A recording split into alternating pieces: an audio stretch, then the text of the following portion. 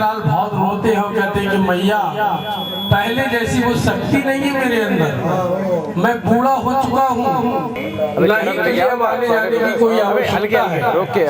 अगर बाकी तू मेरा भक्त है, मुझे अगर सच्चे मन से तू याद करेगा सच्चे दरबार की। जब भक्त नंदलाल ने ऐसा सुना, भक्त नंदलाल अपने घर आ जाते हैं, माता रानी का दरबार सजाकर इसी प्रकार से जोत को जलाकर बैठ जाते हैं और आधी रात हो जाती है, मैया रानी नहीं आती है। तब भक्त नंदलाल रोते हुए कहते हैं,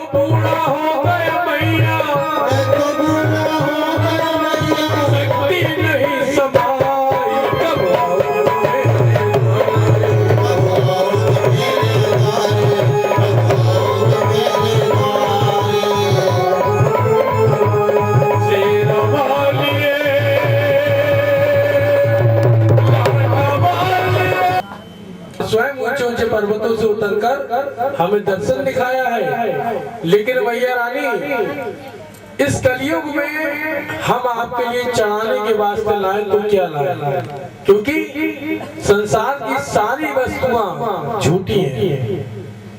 क्या चढ़ाए हम आपके लिए? जल लेकर आ रहा हूं मां, तो जल चढ़ाने की योग नहीं है, क्योंकि वो मछली का है झूठा पहाड़, क्या तेरे पेट चढ़ाओ,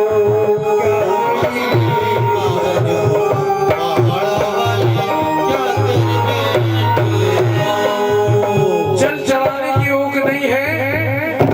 जल के अंदर मछलियां वास करती है माँ, इसलिए जल नहीं चढ़ा सकता तेरे दरबार पर।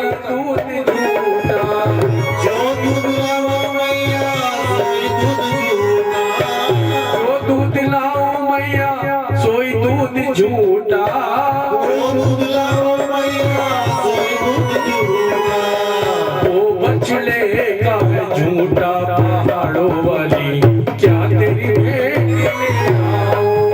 ओ बछड़े का है झूठा पहाड़ा वाली क्या तेरी भेंट ले आओ।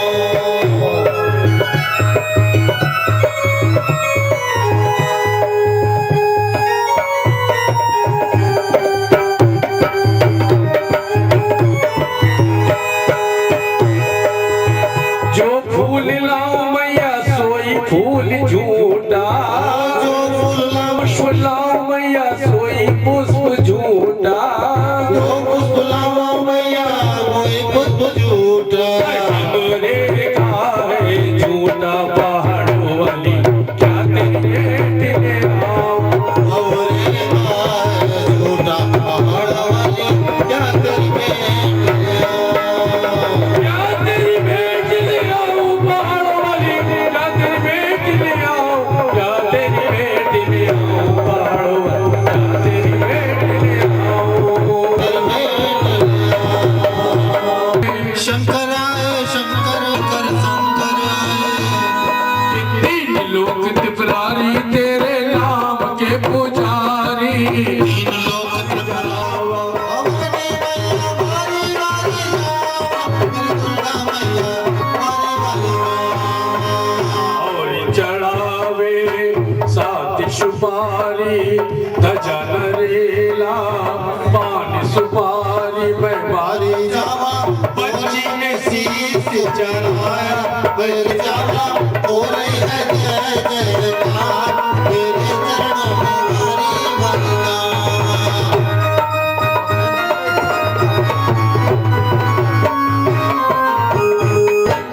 भक्तों ने शीश चढ़ा रखा है, भक्तों ने शीश चढ़ा रखा है, मेरे भक्तों ने शीश चढ़ाया, तेरे भक्तों ने शीश चढ़ाया,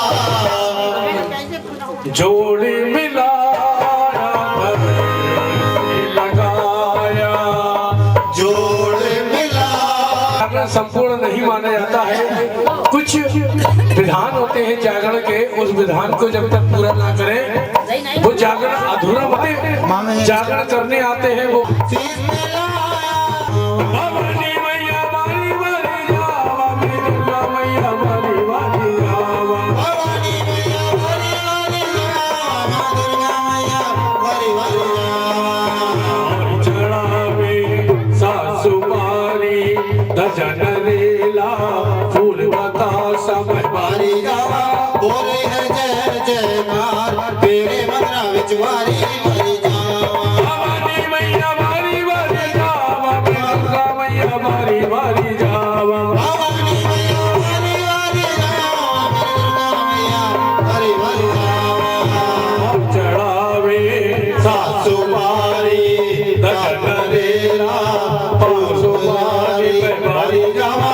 बोले है जय जयकार, तेरे मदरा विच वारी वारी जावा। और चढ़ावे सासु मारी ध्वजा नरेला फूल बतास मैं वारी जावा, बोले है जय जय। चढ़ावे सासु मारी ध्वजा नरेला पान सुपारी मैं बारी जावा। भक्तों ने शीश चढ़ाया मैं शुभ चरणों में बारी बारी जावा। पाँव पलती बिच जोड़ मिलाया, जोड़ मिलाया धड़ से मिलाया मैं वारी जावा, बोले है जय जयकार, तेरे मदरा विच वारी वारी जावा।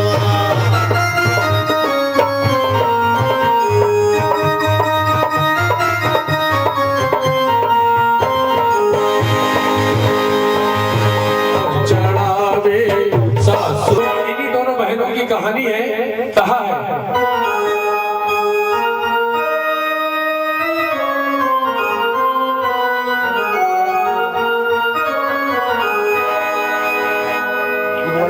के सागर से निकले हैं मोती, और कहा है कहीं जाके लिखी कहानी, जब कहीं मिले मोती,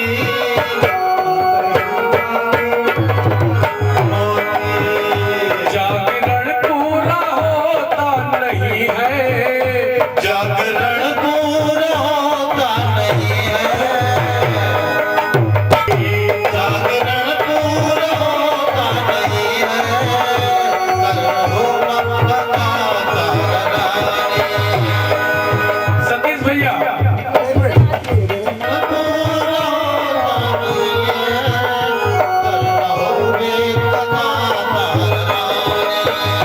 एक राजा थे ज्ञानी दयालु सज्जन, दक्ष था नाम उनका सुनो भक्तों जन,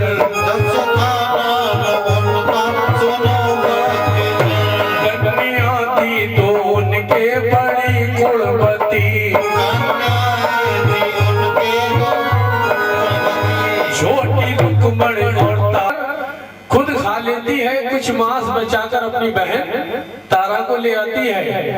जब बहन तारा ने देखा तो क्रोध में आ जाती, कहती है अरे नीचनी पापन हत्यारे, तुझे इतना भी ज्ञान नहीं है कि एकादशी के दिन चावल भी नहीं खाना चाहिए, एकादशी के दिन चावल भी नहीं खाना चाहिए, और तूने इतना घोर पाप किया है कि मांस का सेवन किया है। अगर तुझे मांस इतना ही प्यारा है तो जा, आने वाली जो योनि है वो छिपकली की हो जाए, आने वाला तेरा जन्म जो है वो छिपकली में तेरी योनि बदल जाएगी और दर बदर भटकती रहेगी। तब रुक्मण छिपकली का जन्म पा लेती है। उसी जन्म में एक बहुत बड़ा यज्ञ पांडवों ने किया, बहुत बड़ा यज्ञ पांडवों ने। ये बताएं कि हमारे हिंदू धर्म में सबसे बड़ा तीर्थ स्थान पर दुर्वासा ऋषि के लिए सबसे बाद में आमंत्रित करते हैं। दुर्वासा ऋषि क्रोध में आ जाते हैं और कहते हैं कि अरे ये पांडव इतना बड़ा यज्ञ कर रहे हैं और मुझे सबसे बाद में बुलावा भेजा है। क्रोध में आ जाते हैं, कहते हैं कि इन पांडवों का मैं यज्ञ पूरा नहीं होने दूंगा। तब दुर्वासा ऋषि पक्षी का रूप धारण करके जंगल में एक मरे हुए सर्प को उठा के चल देते हैं, जहां पर यज्ञ का प्रसाद बन रहा होता है। और यज्ञ के प्रसाद के आसपास में किसी को भी ना देखा। जब किसी को नहीं देखते हैं तब अपने चोंच से उस सर्प को उस प्रसाद के अंदर डाल देते हैं। लेकिन वहां पर अपनी छोटी छोटी आंखों से वो रुक्मन देख रही थी छिपकली के रूप में। उसने देखा और कहा कि अरे ये प्रसाद सारा विषैला हो गया, अगर इन भक्तों में बांट दिया जाएगा तो क्या होगा, सबके प्राण अंत हो जाएंगे। तब सोचा कि मैं बेजुबान हूं, बोल नहीं सकती हूं, करूं तो क्या करूं। जब वो प्रसाद लेने के लिए पांडव आते हैं तो वो छिपकली अपने प्राणों की आहुति दे देती है, उसमें कूद जाती है। जब प्राणों की आहुति देती है, यज्ञ का यहाँ प्रसाद तैयार हो रहा था और तूने आकर सारा प्रसाद विषैला कर दिया। जा, हम तुझको एक श्राप देते हैं कि तेरा जन्म किसी नीच के यहाँ होगा। ऐसा जन्म तेरा किसी नीच के यहाँ होगा। धर्म की कोई भी धार्मिक कार्य की कि जा, तेरा जन्म किसी राजा महाराजाओं के यहाँ होगा, लेकिन तेरा पालन पोषण किसी नीच के यहाँ होगा, छोटे खानदान में। ऐसा कहकर श्राप दिया और कहा कि सुनो तीसरे जन्म की तुम्हें सुनाऊं बात, राजा ईश्वर सिद्धे दुनिया में विख्यात। ये तीसरे जन्म की कहानी है। आप बताइए सतीश जी, दो जन्म और कौन कौन से हुए थे? ऐसा कैसे है लक्षण हमको जरा बताओ।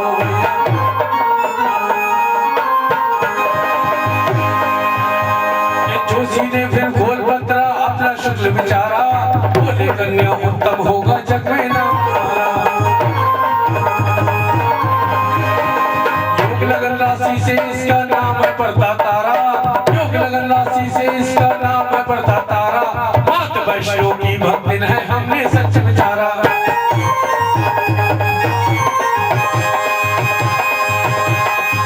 कि योग लगन राशि से इसका नाम है पड़ता तारा।